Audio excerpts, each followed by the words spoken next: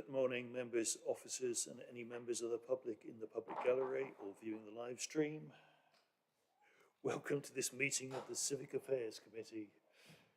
Brief pause while Councillor Khan assumes his seat.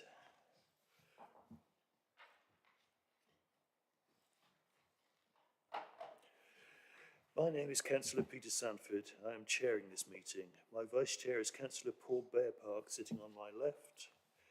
I will introduce other attendees when I invite them to speak.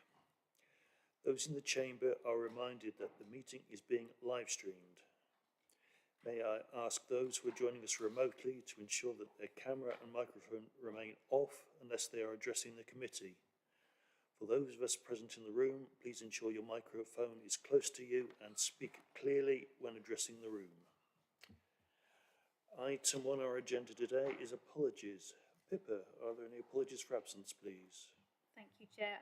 Yes, so we have Councillor Sally Ann Hart, who is joining online today. We also have apologies from Councillor Lena Nieto, Peter Fain, and Heather Williams, and we have Councillor Richard Williams as substitute.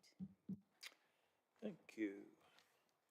Item 2, declarations of interest. Do any members have interests to declare in relation to any item of business on this agenda? If any interest subsequently becomes apparent later in the meeting, please would you raise it at that point? Okay, I see no one indicating declarations of interest, so we can move on. Item 3, minutes of the previous meeting. Do members have any suggested amendments relating to the accuracy of the minutes for the meeting held on the 23rd of October 2025? No. I see no suggested amendments. I therefore move approval of these minutes as a true and accurate record. Councillor Bearpark, are you happy to second this? Yes, I'm happy to second. Thank you.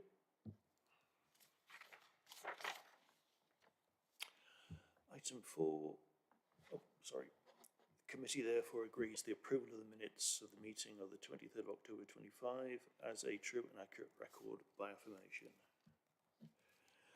Public questions. There have been no questions received from a member of the public. Item 5 relates to the second phase of the governance review of Great and Little Abington. Emma, I think you're presenting this report. The floor is yours. Thank you, Chair. So you would have read the report and seen that we've now undertaken the second phase of the CGR for Great and Little Abington. The purpose of bringing it to Civic Affairs is to ask your opinions on the recommendation to group the two parishes based on the feedback received from both phases of the consultation. If committee is in favour of this, we would also like to know your thoughts on the name of Abington Parish Council for the newly grouped Parish Council, and whether you're happy with 9 parish councillors in total, 6 representing Great Abington and 3 representing Little Abington. Final recommendations from today's meeting will go to Council on the 24th of February, which, if agreed, will result in a preparation of a reorganisation order. Just a couple of points to highlight from the reports. In undertaking the second phase, we took on board comments received from the last Civic Affairs meeting, which was in October, and it was publicised more, which resulted in a few more responses, not loads, but just a few more. And as you'll see, overall feedback is quite consistent with the first phase of the CGR, with most in favour of grouping. We've also had feedback from both Councillor Henry and John Batchelor, who are the local ward members for the two parishes, and they are supportive of this proposal and think it makes sense in terms of the sort of geographical sense and also a functional sense, and that the area doesn't warrant 2 parish councils. I'll be happy to take any questions. Thank you. Thank you, Emma. Does anyone wish to speak on this item or ask questions of the officer? Councillor Richard Williams, please. Thank you, Chair. Just one question, really. I noticed in one of the comments in the Phase 2 consultation, it said that the new parish wouldn't be warded, because I think when I'd read it as there would be a certain number of parish councillors for Great Abingdon and a certain amount for Little Abingdon, it would be warded. So I'm just wondering if you could clear that up. Emma? I think they probably misinterpreted that, but no, it is actually a grouping, so that's probably inaccurate. Thank you. Councillor Garvey. I just wonder what the stage will be after this consultation. So this is obviously dependent on what you recommend from this meeting, but then if you do, obviously it would then go to council on the 24th of February, and then once that's happened, a reorganisation order, if they decide to group, it would go to this reorganisation order, which then would get signed and sort of published as such. I think we would liaise with yourself, the monitoring officer, to the actual process for that. And then, like I said in the report, all the sort of administration things would get done by the 1st of April, and then all the rest would get done by the elections, the next parish council elections. So that's the sort of next steps as such. Thank you. Councillor Susan van der Ven, please. Thanks. Apologies if I've missed it, but I was just curious why 9 rather than 10 parish councillors on the new council. Thank you. We thought that obviously representing the number of electors for each parish is sort of more proportions. The proportions are sort of more consistent. So obviously Great Abington is larger than Little Abington, which is why they would have more.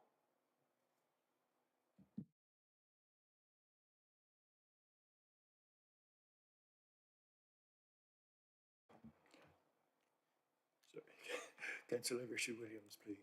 Chair, I did have another one. I think you asked for a comment on the name.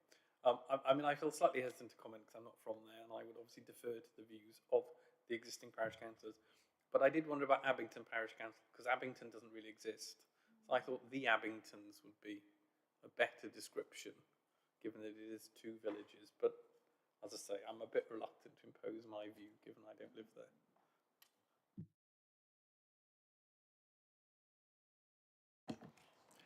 Councillor Martin Khan. I just wanted to confirm, because I'm also represent a parish council, which is 2 parish councils joined together. When you talk about not warded, is the situation like for Histon and Impington, in which you have parish councils which represent the different wards, but you have one electoral list when you go to if you have an election. So each councillor has to say, I'm either from Impington or from Histon. But they stand together. Is that the way it works? I believe that is the case, yes, it would be. Yeah.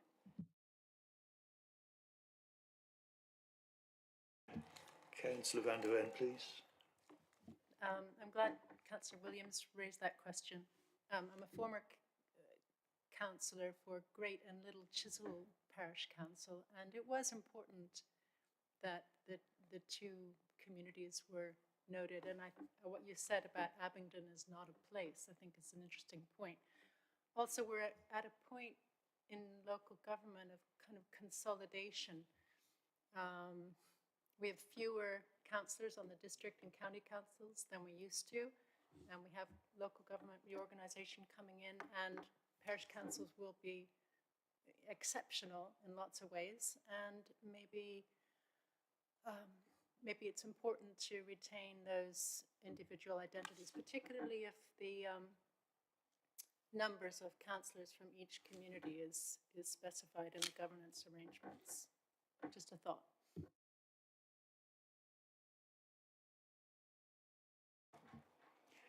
Thank you. Any other comments from members? Okay, the committee has been asked to assess the outcomes of the latest phase of the consultation and to make a decision about the grouping of the parishes of Great Abington and Little Abington. If you look at the papers, there are 3 options in front of us. Option 1 is to recommend the council agree to A, group the parishes of Great Abington and Little Abington, B, make a reduction in the number of parish councillors to 9, 6 of whom will represent Great Abington and 3 to represent Little Abington, and C, to adopt the name Abington Parish Council for the newly grouped parish council. Option 2 is to recommend that council do not agree to group the parishes and giving reasons. Option 3 is to recommend that council agree a variation to option 1, parts A and C, specifying that variation and giving reasons. From what I've heard, I'm thinking maybe option 3, with a variation of the names, would go forward. Recommendation would be the Abingtons Parish Council. But we agreed to grouping the parishes and reducing the number of parish councillors to 9, 6 to Great Abington and 3 to Little Abington. Is that agreeable to everyone? Can you indicate by affirmation? Just wanted to ask about the name and the choice. Is it a major problem should the parish council decided it preferred Abington rather than the Abingtons, for it to change the name back again? What's the procedure? Would it have to come to a review, or can it just decide to change its name? Emma, maybe this is your area? I'm not entirely sure. I'll probably refer to the monitoring officer in this case. Thank you. Councillor Richard Williams. I was going to say, if I could add on to that, I've actually had a parish council that did that recently. I see. And the parish council resolved to change its name, Name. and the district council had to agree it. I see. So Tripolo became Tripolo and Heathfield Parish Council. Councillor Burkhart, please. Just to say, you know, the 38 responses received, 27 were for Abington Parish Council and only 4 for the Abingtons Parish Council. So it's quite strongly supported that it was Abington rather than the Abingtons. Good catch. So maybe, notwithstanding the discussion we had, we go with Abington Parish Council, which is option 1, unamended. I would agree that we ought to keep to what they have That is the preferred. If they really change their mind, they can change their mind. That is the majority of the residents as well. So could we agree by affirmation that we'll put forward option 1, please? Agreed. Thank you, everyone.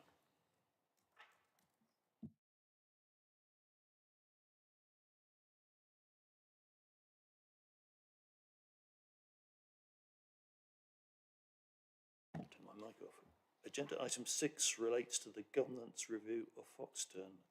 Emma, I think this is your... Sorry, I might have missed it. Can I just confirm what was agreed for item 5? We're going with option 1 and changing nothing. Okay, thank you. Okay, thank you. Emma, would you like to present second report? Thank you, Chair. So on the 8th of October last year, Foxton Parish Council formally requested that we undertake a CDR to decrease the number of parish councillors, that's from 10 to 9 parish councillors, to mitigate the risk of meetings becoming inquorate, to support the operation of the parish council and enhance its decision-making viability. The proposed terms of reference for the review can be found at Appendix A, that's on page 49. That includes the scope of the review and the timetable. So the purpose of this report is to ask committee to decide whether or not to commence the CDR, and if a decision is made to commence, we are also asking whether or not the committee agreed to the terms of reference and the timetable. Just so you know, the current electorate of Foxton is 1,025. This is a decrease in 8 electors since October 2020. And the National Association of Local Councils suggests that the minimum number of councillors for a parish council of this size should be 8, so it's kind of in line with that. You'll also see that there's quite a tight timeline here if the CDR is undertaken.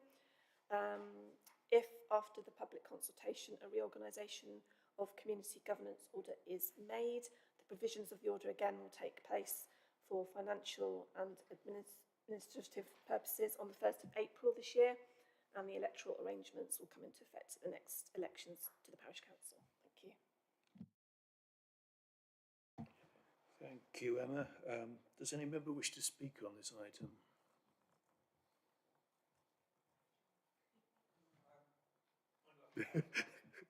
Being all too polite this morning. Councillor Susan van der Ven, please. Thanks. I don't have an interest to declare, however, I was a county councillor for Foxton for 8 years until 2017, so that's quite a while ago.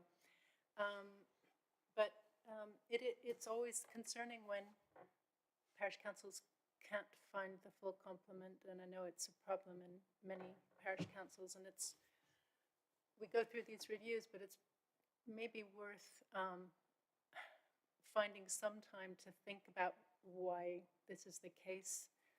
I mean, I know we are thinking about that as we read these reports, and I don't know how we would formally do that and make any observations, but it is a problem. You know, if the answer is just to reduce the numbers across parish councils, it becomes a kind of erosion. So that really concerns me a lot. And it's obviously really important. The consultation process will tell us a lot, but it is a tight timeline. I understand why, because of the way local government, because of the way schedules work. But the consultation would begin now, wouldn't it?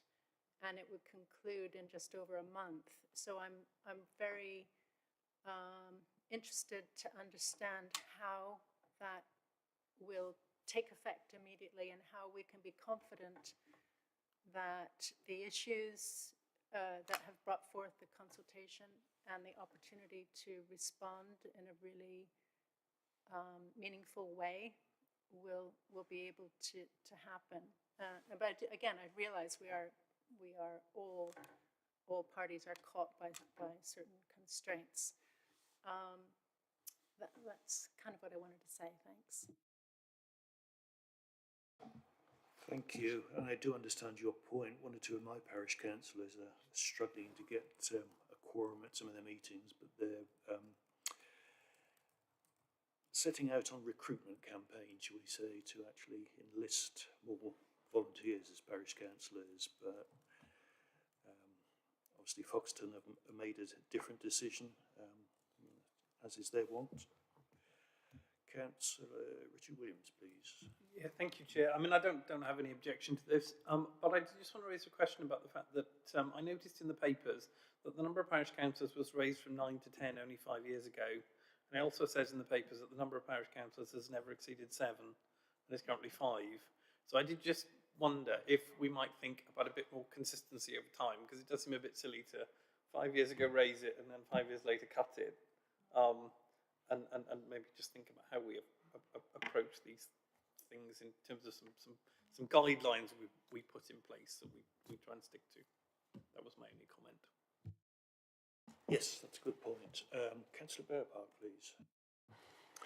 I was just thinking about this in terms of the context of local government reorganisation, which will mean that there will be, you know, each unitary councillor will be covering a much larger area. And I know LGR is not affecting parish councils, but I do wonder whether parish councils will in effect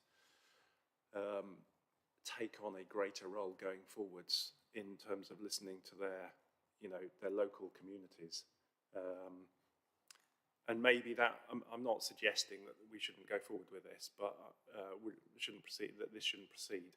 But I'm wondering, and kind of hoping that in the future the parish councils have a bigger role, maybe in working with their unitary councillor, who has a lot more who will have a lot more responsibility for a larger area. So maybe parish councils will naturally take on a you know, a bit more of a kind of more strongly representing the local people as a result of their unitary councillor having so much to do. Councillor Khan, please. I agree with the comment that it is a bit illogical that they increased the number and then reduced them, and they increased the number even when they didn't have a full council, from the sound of it, from what you were saying. This is really something which I would normally try to abide with what the parish council wants. If it makes its mistakes, it makes its mistakes, unless there's any really major reason why one should disagree with them. I do see the problems, particularly small councils, getting the right number of councillors. The smaller the unit, the larger the number of councillors per person in the scale we've got, and therefore the more difficult it may become to get a councillor to represent the area. I mean, I represent two parish councils, and Orchard Park for many years was very much under number and found it very difficult. And this was a young, active population. Parish councillors are not paid, therefore it's more difficult to a commitment to give them. And therefore I'm not sure that actually having a smaller number of unitary members will actually make a large difference to the attractiveness of being a parish councillor. It remains to be seen, but it could well be that there's no difference. You've still got to persuade somebody to give up their own time to act in a parish council. So I can see the logic of not getting too many parish councils on small parish councillors on a small parish council. I think that makes sense. And even Histon and Impington, which is one of the largest communities in the district, has trouble keeping up a full council. It's normally one or two councillors short. So it is a problem, and we do need to recognise that in our decision. So I'm happy to go along with this, even if it was a bit illogical that they increased the number. That was what I think is probably more illogical than reducing it now. Thank you. Does anyone else wish to speak? Councillor Garvey, please. I just wonder whether Democratic Services would consider doing a sort of advertising campaign, maybe through the magazine South Cams, and say what a lovely job it is. I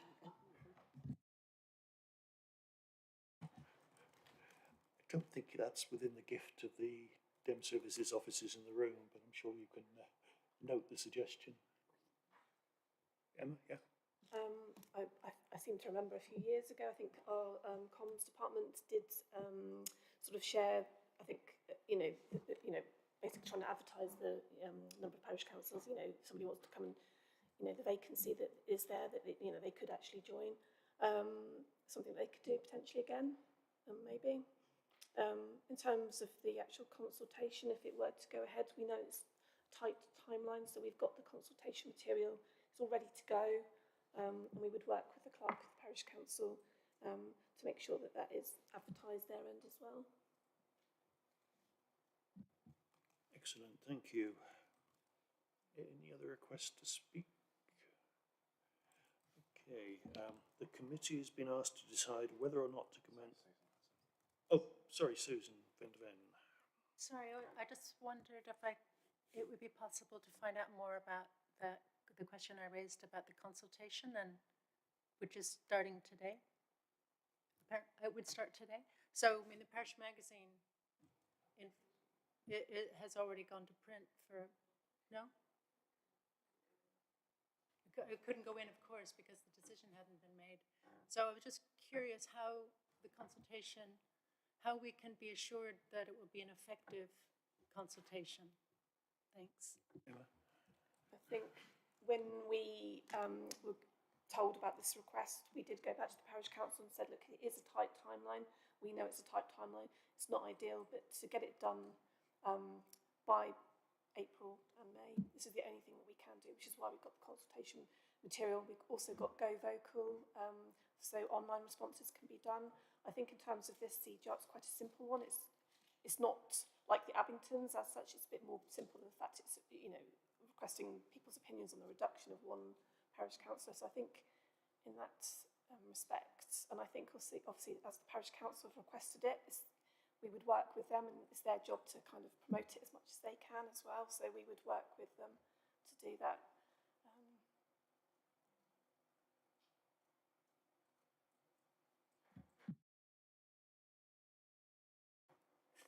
Councillor van der Ven, did you want to come back? No, completely understand, of course. But we still don't, I mean, I don't mean to make a mountain out of a molehill, but I think we still don't know how that consultation is going to be effective starting today, and it would be online. And we often hear about, digital exclusion and so on. And Foxton has a brilliant parish magazine that's important. So how would there be a letter drop, or, I mean, do we need to be concerned about a consultation not just being a rubber stamping exercise, but to have some meaning? So we will have paper copies as well. So paper copies will be distributed, and they can be obtained from the parish council itself as well.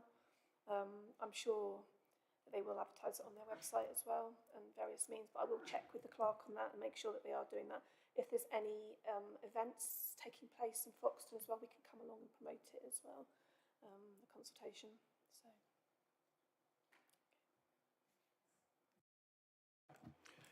Thank you. Really, we won't know if the consultation's been effective until it's closed and we see how many responses there's been at that point. We have the option to say it wasn't a valid consultation, presumably. But is that reasonable, Councillor Richard Williams? Yeah, I mean, that seems very reasonable to me. I think, just to reinforce what Councillor van der Ven has said, I think it's a very good point. And maybe in talking to the parish council, we could make the suggestion that actually probably a leaflet drop to the village is probably quite a good idea in the next 2 weeks, so that everyone is aware that this is going on, if that could be arranged by the parish council. Not that I want to give them work, but I think that will be the best, the most effective way if we're going to do it in this short time frame. Yeah, agreed. Emma, could you make that suggestion to the parish council, please? Thank you. Any other comments or questions from anyone? Okay, the committee has been asked to decide whether or not to commence a CGR to decrease the size of Foxton Parish Council from 10 to 9 parish councillors based on the terms of reference and draft timetable of the review in Appendix A of our papers. The committee has been presented with 3 options. Option 1 is to decide to commence a CGR to decrease the size of Foxton Parish Council from 10 to 9 parish councillors based on the terms of reference and draft timetable. Option 2 is to decide to commence a CGR to decrease the size of the parish council as before, based on revised terms of reference and or draft timetable. If we make any changes to the terms of reference and or draft timetable, we should specify the reasons. Option 3 is to decide not to commence a CGR to decrease the size of Foxton Parish Council from 10 to 9 parish councillors, giving reasons. Based on what I've heard around the chamber this morning, I think the majority opinion seems to be for option 1, to commence the CGR. Would members like to indicate by affirmation if they agree with that choice? Agreed. Does anyone wish to choose one of the other options? Okay, we will go ahead with option 1, please. Thank you.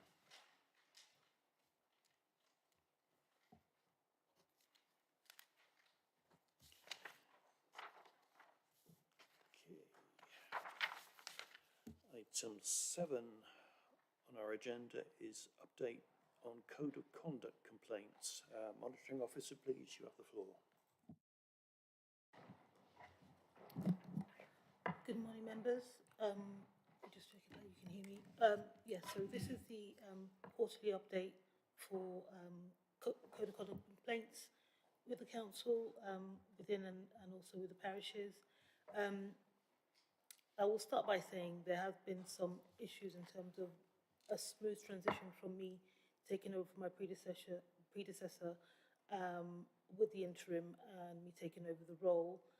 So the report is only focusing on the matters that were outstanding from the last report.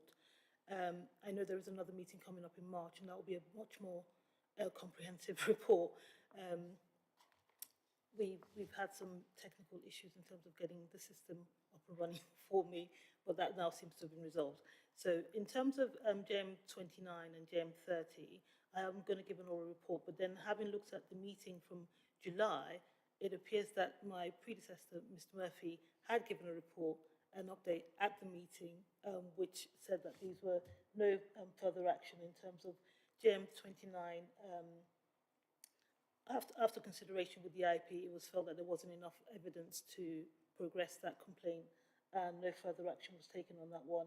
And the same for JM30, the complaint was withdrawn and no further action was taken. So you already had that update in July, but I didn't see it in the report. I only noticed it when I was reviewing the publication last night.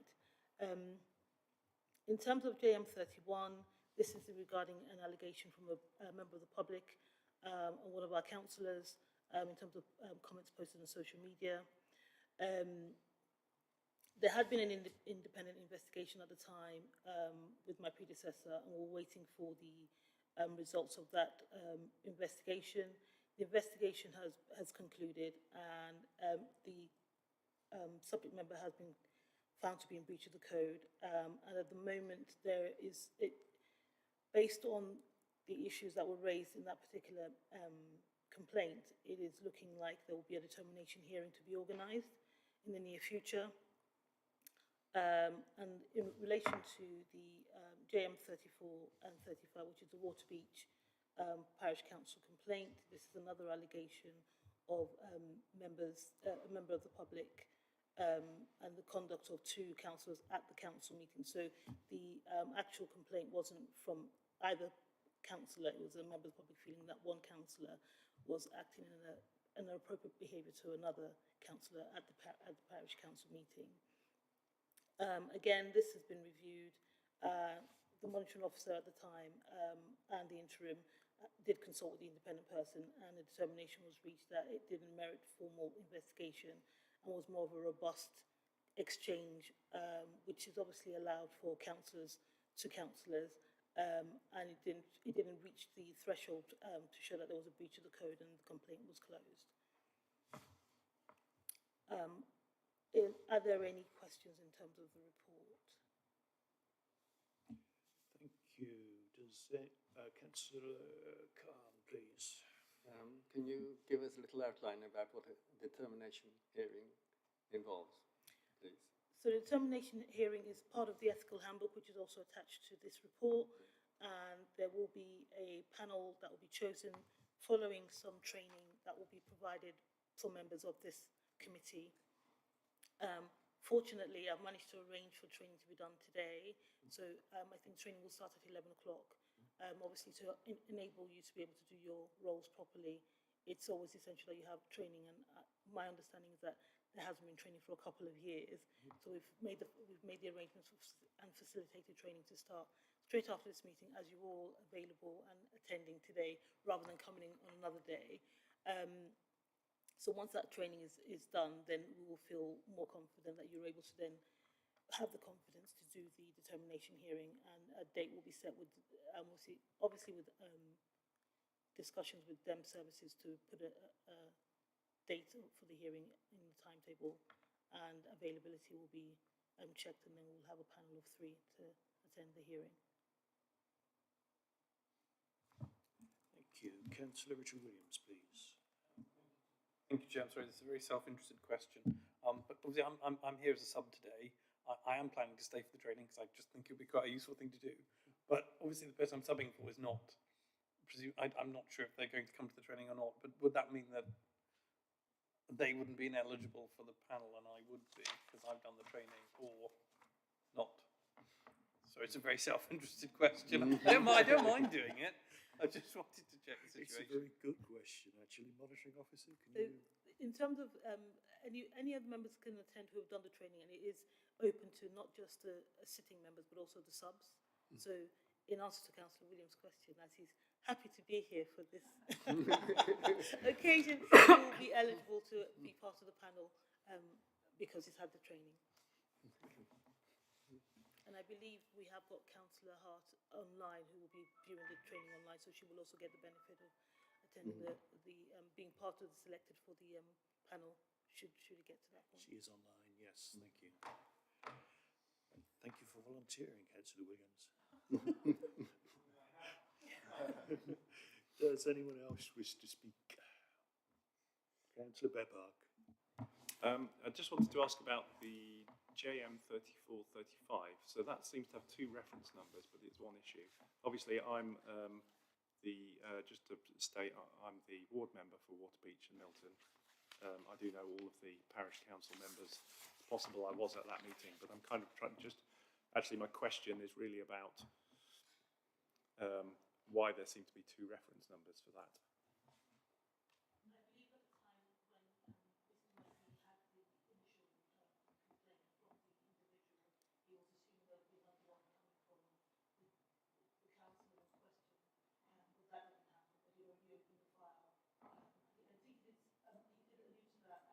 Saying that there were two references, but one would be sort of pushed away because he didn't get the response. But they're still there for audit purposes, so that's why there's two references.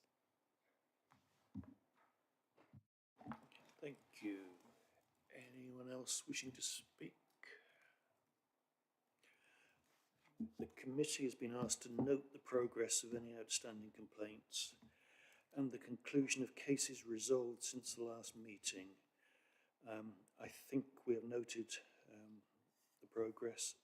Can we agree by affirmation that everyone's happy with the report that's been presented? Does anyone not agree? Okay, I think we've noted the report. Thank you. That brings this meeting to a close. The next meeting of the Civic Affairs Committee will be on the 12th of March 2026. Thank you all for your time. And as already noted, the training will start at 11 o'clock, so you've got 20 minutes for coffee or whatever.